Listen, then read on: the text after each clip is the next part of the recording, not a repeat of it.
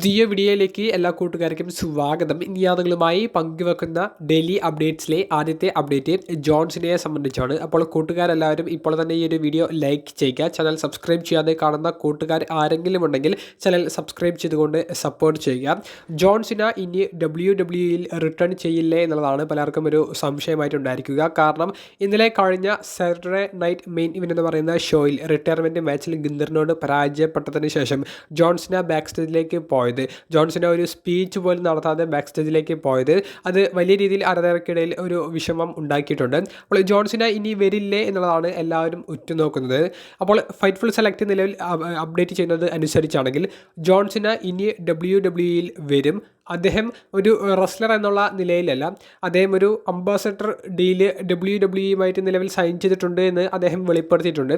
ഇത് കൂടാതെ back സ്റ്റേജിലും on സ്ക്രീനിലും ജോൺസിന വരും. പക്ഷേ ഒരു റെസ്ലിംഗ് മത്സരത്തിന് വേണ്ടി സീനയെ റിങ്ങിൽ ആരും ഇനി പ്രതീക്ഷിക്കരുത്. സീന അത്തരത്തിൽ ഇനിയൊരു തിരിച്ചറിവ് നടത്തില്ല. സീന അദ്ദേഹത്തിൻ്റെ വാക്കിൽ നിന്ന് ഒരിക്കലും പിറകോട്ട് വരില്ല എന്നുള്ള ഒരു തീരുമാനം തന്നെയാണ് ഇപ്പോൾ ഉള്ളത് എന്നാണ് ഫൈറ്റ്ഫുൾ സെലക്ട് റിപ്പോർട്ട് ചെയ്തിട്ടുള്ളത്. മറ്റൊരു അപ്ഡേറ്റ്, ജോൺസിനയുടെ ഈ ഒരു ഫിനിഷ് ജോൺസിന ഗിന്ദറിൻ്റെ സബ്മിഷനോട്, സ്ലീപ്പർ ഹോൾഡ് എന്ന് പറയുന്ന സബ്മിഷനോട് ടാപ്പ് ഔട്ട് ചെയ്ത ഒരു തീരുമാനം ആരുടേതാണ് എന്നുള്ളതാണ്. അത് ജോൺസിനയുടെ തീരുമാനം തന്നെയാണെന്നാണ് അറിയാൻ സാധിച്ചത്. കൂടാതെ ബാക്ക് സ്റ്റേജിൽ ചില റെസ്ലേഴ്സ് ആരാണെന്ന് അറിയാൻ സാധിച്ചിട്ടില്ല.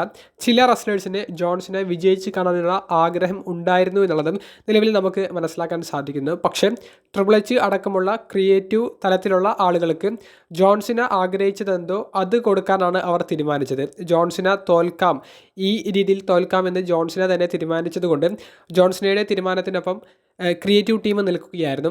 അതുകൊണ്ടാണ് അത്തരമൊരു ഫിനിഷ് റിട്ടയർമെൻറ്റ് മാച്ചിൽ ജോൺസിനയ്ക്ക് നൽകിയത്. ഇതെല്ലാം ജോൺസിനയുടെ തീരുമാനം ആയിരുന്നു എന്നാണ് ഫൈറ്റ്ഫുൾ സെലക്റ്റും റെസ്ലിംഗ് ഒബ്സർവറായ ഡേവ് മെൽസറും നിലവിൽ റിപ്പോർട്ട് ചെയ്തിട്ടുള്ളത്. രണ്ടാമത്തെ അപ്ഡേറ്റ്, ജോൺസിനയെ റിട്ടയർമെൻറ്റ് മാച്ചിൽ പരാജയപ്പെടുത്തിയതിലൂടെ WWE ചരിത്രത്തിലെ ഏറ്റവും മെഗാ വില്ലനായി മാറിയ ഗിന്ദർ ഇനി അടുത്തത് ആരെയാണ് റിട്ടയർ ചെയ്യിപ്പിക്കാൻ പോകുന്നത് എന്നുള്ളതാണ് റെസ്ലിംഗ് ലോകത്തെ ഇപ്പോൾ ഏറ്റവും വലിയ ചർച്ചാ വിഷയം. എന്താണ് ഗിന്ദറിൻ്റെ നെക്സ്റ്റ് പ്ലാൻ എന്നുള്ളത് എല്ലാവരും ഉറ്റുനോക്കുന്നുണ്ട്. ഗിന്ദറിനെ സംബന്ധിച്ച് നമുക്കിപ്പോൾ ഒരു റൂമർ അറിയാൻ സാധിക്കുന്നത്, ഗിന്ദർ ബ്രോക്ക് ലെസ്നറുമായിട്ടൊരു മത്സരം 2026 കളിക്കാൻ സാധ്യത ഉണ്ടെന്നാണ്. 2026 ബ്രോക്ക് ലെസ്നർ റിട്ടയർമെൻറ്റ് പ്രഖ്യാപിക്കാൻ ഒരുങ്ങുകയാണെങ്കിൽ ഈ ഗിന്ദറിനെതിരെയുള്ള മത്സരമായിരിക്കും ബ്രോക്ക് ലെസ്നറിൻ്റെ റിട്ടയർമെൻറ്റ് മാച്ചായിട്ട് നടക്കാൻ പോകുന്നതെന്നും ബ്രോക്ക് ലെസ്നറിനെ ഗിന്ദർ ആ മത്സരത്തിൽ പരാജയപ്പെടുത്തി റിട്ടയർ ചെയ്യിപ്പിക്കുന്നത് നമുക്ക് കാണാൻ സാധിച്ചേക്കാൻ ഒരു സാധ്യത ഉണ്ടെന്നുള്ള ഒരു റൂമറാണ് നമുക്ക് കേൾക്കാൻ സാധിക്കുന്നത്. റൂമേഴ്സാണ്, നടക്കാനും നടക്കാതിരിക്കാനും ഒരുപോലെ സാധ്യതയുണ്ട്. അപ്പോൾ നിലവിൽ നമുക്ക് കിട്ടുന്ന ഒരു അപ്ഡേറ്റ്, ബ്രോക്ക് ലെസ്നർ വേഴ്സസ് ഗിന്ദർ തമ്മിലുള്ള മത്സരം 2026 വർഷത്തിൽ പ്രതീക്ഷിക്കാവുന്ന ഒരു മത്സരമാണെന്നാണ്. മറ്റൊരു അപ്ഡേറ്റ് ബ്രോക്ക് ലെസ്നർ എന്ന് പറയുന്ന താരത്തെ സംബന്ധിച്ചാണ്.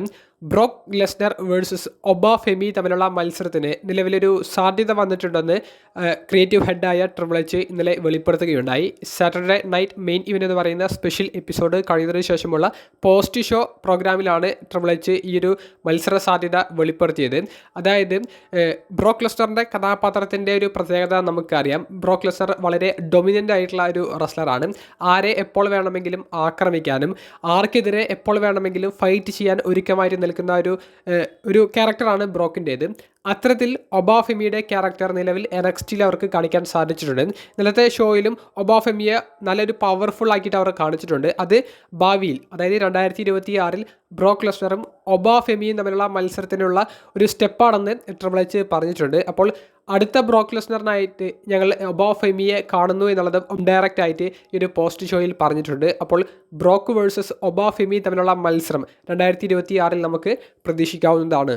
നാലാമത്തെ അപ്ഡേറ്റ്, ഇപ്പോൾ AEWയുമായിട്ട് കോൺട്രാക്റ്റ് സൈൻ ചെയ്തിട്ടുള്ള ബോബി ലാഷ്ലി എന്ന മുൻ WWE താരത്തെ സംബന്ധിച്ചാണ്.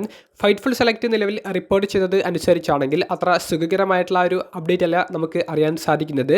ബോബി ലാഷ്ലിക്ക് ഇപ്പോൾ ഒരു കുറച്ച് സീരിയസ് ആയിട്ടുള്ള ഇഞ്ചുറി AEWയിൽ നേരിട്ടിട്ടുണ്ട് എന്നാണ് നമുക്ക് മനസ്സിലാക്കാൻ സാധിക്കുന്നത്. എങ്ങനെയാണ് ഇഞ്ചുറി പറ്റിയതെന്നോ എവിടെയാണ് ഇഞ്ചുറി പറ്റിയതെന്നോ ഏത് മത്സരത്തിനിടയിലൂടെയാണ് ഇഞ്ചുറി പറ്റിയതെന്നോ ഫൈറ്റ്ഫുൾ സെലക്ട് റിപ്പോർട്ട് ചെയ്തിട്ടില്ല. പക്ഷേ കുറച്ച് ആഴ്ചകൾ AEW വീക്ക്ലി എപ്പിസോഡിൽ നിന്നും സ്പെഷ്യൽ ഷോകളിൽ നിന്നും റെസ്ലിംഗ് മത്സരങ്ങളിൽ നിന്നും ബോബി ലാഷ്ലി മാറി നിൽക്കുന്നതായിരിക്കും ഇനി നമുക്ക് കാണാൻ സാധിക്കുക എന്നുള്ളതും ഫൈറ്റ്ഫുൾ സെലക്റ്റിൻ്റെ ലേറ്റസ്റ്റ് റിപ്പോർട്ടിൽ കൊടുത്തിട്ടുണ്ട്. ഏറ്റവും അവസാനത്തെ ഒരു അപ്ഡേറ്റ് മുൻ WWE ടാഗ് ടീം ചാമ്പ്യന്മാരായ ഹാർഡി ബോയ്സിൻ്റെ WWE തിരിച്ചുവരവിനെ സംബന്ധിച്ചാണ്.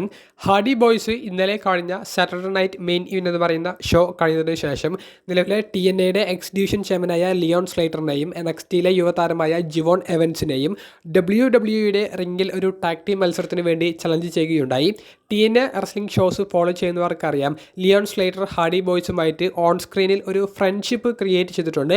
ഇവരുടെ ഒരു 6 മാൻ ടാഗ് ടീം മത്സരങ്ങളൊക്കെ കളിക്കാറുണ്ട്. പക്ഷേ ഇതേ ലിയോൺ സ്ലൈറ്ററിനെയും ജിവോൺ എവൻസിനെയും WWE റിംഗിൽ ഒരു ടാഗ് ടീം മത്സരത്തിന് നേരിടാൻ താല്പര്യമുണ്ട് എന്ന് ഹാർഡി ബോയ്സ് സോഷ്യൽ മീഡിയയിലൂടെ അറിയിക്കുന്നതിലൂടെ ഹാർഡി ബോയ്സ് ആ മത്സരം NXTയിൽ വേണമെന്നുള്ളത് ആവശ്യപ്പെട്ടിട്ടില്ല. പക്ഷേ WWE റിംഗിൽ എന്ന് പറയുമ്പോൾ മിക്കവാറും മെയിൻ റോസ്റ്ററിൽ അവരുടെ ഒരു മത്സരത്തിന് ഞങ്ങൾ പ്രതീക്ഷ കൊടുക്കുന്നു എന്നുള്ളൊരു അർത്ഥം കൂടിയുണ്ട്. അപ്പോൾ ഹാർഡി ബോയ്സിൻ്റെ മെയിൻ റോസ്റ്ററിലേക്കുള്ള തിരിച്ചുവരവിൻ്റെ ആദ്യ സ്റ്റെപ്പ് സോഷ്യൽ മീഡിയയിലൂടെ അവർ ടീസ് ചെയ്തിട്ടുണ്ട്. അപ്പോൾ ലിയോൺ സ്ലൈറ്റർ, ജിവോൺ എവൻസ് തുടങ്ങിയവർക്കെതിരെ ഹാർഡി ബോയ്സ് മെയിൻ റോസ്റ്ററിൽ മത്സരം കളിക്കുമെന്നല്ല ഞാൻ പറയുന്നത്. NXTയിൽ തന്നെ അവരുടെ ഒരു ടാഗ് ടീം മത്സരം നടന്നാലും ഹാർഡി ബോയ്സിന് മെയിൻ റോസ്റ്ററിലേക്ക് വരാനുള്ള വഴി അവിടെ തുറക്കുന്നതാണ്.